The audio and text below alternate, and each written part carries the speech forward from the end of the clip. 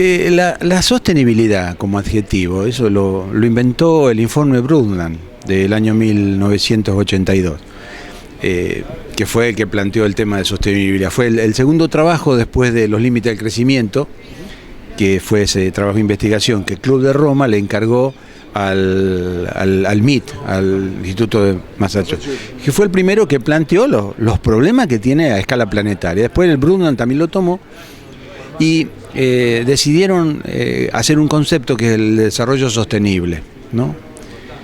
Pero claro, el desarrollo sostenible incluye la agricultura.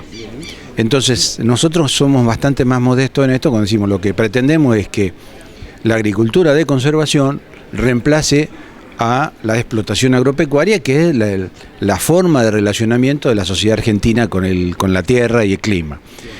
Y lo decimos en el sentido de que la explotación agropecuaria, como el nombre lo indica, abusa o destruye el suelo, mientras que la agricultura de conservación lo utiliza, lo reutiliza, lo conserva, incluso lo podría llegar a mejorar. Pero no planteamos que esa agricultura de conservación dispare automáticamente el desarrollo sostenible. Ese sería la base explicativa. La explicación.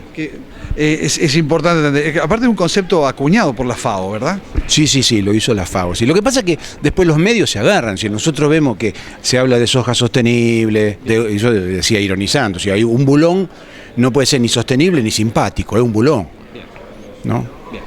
Martínez, cuando preparaba la charla, digamos, que lleva como título esta idea que ha planteado recién, que es de la explotación agropecuaria a un sistema sustentable, digamos, sí, sistemas viables en el tiempo, ¿cuáles son los anclajes, cuáles son los pilares que sostenían, digamos, la presentación?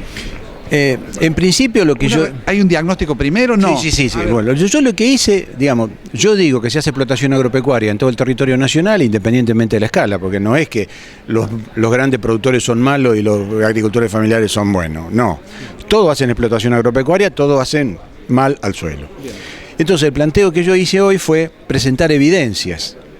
Porque yo afirmo eso y presento las evidencias, pero lo interesante hoy que yo me planteé, hablando de lo que vos propusiste, ese recorrido, esa trayectoria de lo que hacemos, que explotación agropecuaria hacia la agricultura de conservación, mostrando los resultados. Primero hice un pequeño apunte histórico de todos los esfuerzos que ha hecho el Sistema de Ciencia y Técnica Nacional sobre esto.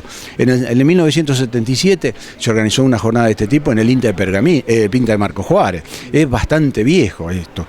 Y yo lo que hice fue presentar la situación edáfica del territorio nacional en cuanto a erosión hídrica y degradación, y después presenté los resultados que se tienen en el sur de Santa Fe por hacer agricultura de conservación a la par de explotación agropecuaria, los resultados. Entonces, balance de carbono, balance de nutrientes, balance de agua, el tema de erosión hídrica, que en nuestra zona es importante. Entonces, son todas cosas que avalan lo que yo digo. Es posible, la información está disponible, y cuando yo termino diciendo, bueno, si estas son las evidencias tan fuertes, ¿por qué no se hace conservación de suelo? Y la segunda pregunta, ¿quién debería hacer la conservación de suelo? Bueno, me gustaría que... Está claro que uno no es portador de la verdad, ¿no es cierto? O sea, todos tenemos tiene una relatividad importante. Ayúdame a contestarla. ¿Cuál es tu hipótesis de por qué no se hace y quién debería hacerlo? La primera hipótesis que quedó flotando, y vos sos un amigo que me decís, porque esto yo lo dejé para la tarea de la asistencia, ¿no? El primero, yo creo que hay dos aspectos.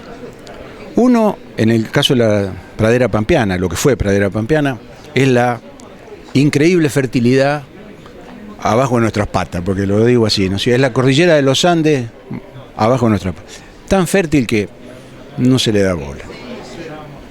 Y enganchado con esto está el tema de cómo se accede a la propiedad de la tierra en la Argentina, donde mayoritariamente se hizo, llamémosle así, la repartija del siglo XIX. Entonces, fue un acaparamiento de tierra, porque en realidad las zonas de la región pampeana donde hubo colonización, quiero decir, entrega de unidades familiares, es minoritaria, la mayoría. Entonces eso hace que no exista una verdadera valoración por la propiedad de la tierra, o sea, no se asume que es un privilegio tener un título de propiedad. Y lo segundo, creo que también enganchado con esto, es que hay un objetivo que obnubila a todo el mundo, que es la renta. El campo argentino siempre trabajó en monocultivo, porque era lo más rentable, ¿no? Primero fue el trigo, después el maíz, después la vaca, lo que sea. El día de mañana será el quinoto, porque el producto básico del agropampeano no es ni la soja ni la carne, es la renta. Y eso distorsiona la posibilidad de hacer conservación de suelo, porque la explotación agropecuaria no busca la producción bruta, o sea, el volumen, no busca tampoco la productividad, o sea, ser eficiente en la transformación de los recursos, y tampoco la conservación del recurso, es como que no le importa. Y es un problema sistémico, es de todo el sistema agropecuario nacional, eso. Entonces, si nosotros logramos avanzar en eso, en entender por qué no se hace conservación, podríamos entender quién debería hacer conservación. En principio, en todos lados, en los países capitalistas, la conservación es una responsabilidad inalienable, no, ¿cómo se dice? Ineludible del propietario. Porque para eso tiene ese privilegio que es el título de propiedad otorgado por los gobiernos provinciales. Fernando, de cara al futuro, y ya pensando, digamos, con faros largos, digamos, décadas, ¿sos optimista, pesimista? Sí, no, soy optimista. Yo acá lo decía, en el país está el caso del Uruguay, que ya avanzó en eso, faltará implementarlo. No llegó porque el agua le llegó al cuello, dicho en sentido. Sí. El Uruguay tiene suelos mucho más flacos que los nuestros, llueve más, tiene un problema gravísimo de erosión hídrica. Y no tiene muchos recursos más que eso. Entonces, o se ponían de acuerdo en usarlo bien o estaban fritos. Creo que la que le sigue en el camino es Entre Ríos. Entre Ríos antes de 10 años tiene que tener algo equivalente. Pero después sigue el norte de la provincia de Buenos Aires, el sur de Santa Fe, tiene lo mismo problema de erosión hídrica. Lo mismo que todo el pie de sierra, todos los departamentos de pie de sierra en Córdoba. No se puede seguir haciendo lo que se te da la gana cuando tenés erosión hídrica. Un segundo aspecto va a ser lo que está trabajando un grupo que sé que está en el Ministerio de Agricultura de la provincia de Córdoba, que es llamémosle, premiar al que haga buenas prácticas agrícolas, que haga agricultura de conservación respecto a lo que tiene que pagar de inmobiliario. Eso va a ser un avance.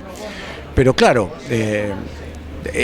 todavía falta mucho recorrido, ¿no? O sea, que el propietario de campo acepte que no puede sobreutilizar el recurso solo, se tiene que ponerse un límite.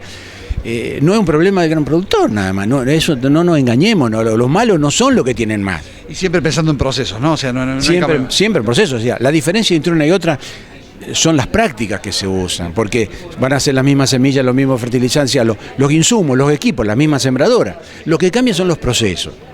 Y en esos procesos nosotros decíamos que la agricultura de conservación, llamémosle así, intenta conservar tanto la calidad como la cantidad del suelo. La cantidad es evitar que se pierda por erosión, que es cantidad de suelo, y la calidad del suelo es que no se siga perdiendo la composición favorable del suelo en cuanto a carbono orgánico y nutrientes.